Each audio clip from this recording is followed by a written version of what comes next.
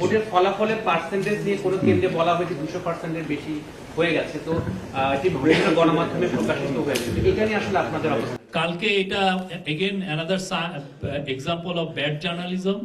ওইখানে যিনি রিপোর্টটা করেছেন ওনার উচিত ছিল যিনি রিটার্নিং অফিসার তাকে একটা ফোন দেওয়া, তাহলেই কিন্তু এটার দ্রুত উনি একটা উত্তর পেতেন। উনি তাকে, আপনি যদি রিপোর্টটা দেখেন ওইখানে কিন্তু উনি কাউকে ফোন দেননি।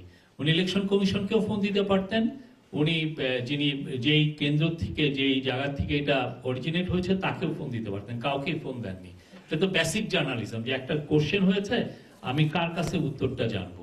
তো পরবর্তীতে দেখেছেন যে এটা আসলে আমরা ইলেকশন কমিশনের কাছে জানতে চেয়েছিলাম, তারা বলেছেন এটা টাইপোগ্রাফিক্যাল এরর, এখানে 2টা 2-এর জায়গায় 3টা 2 বসে গিয়েছিল, ফলে এটা একটা 5 ডিজিটের ফিগার ছিল, এটা 6 ডিজিট হয়ে গেছে।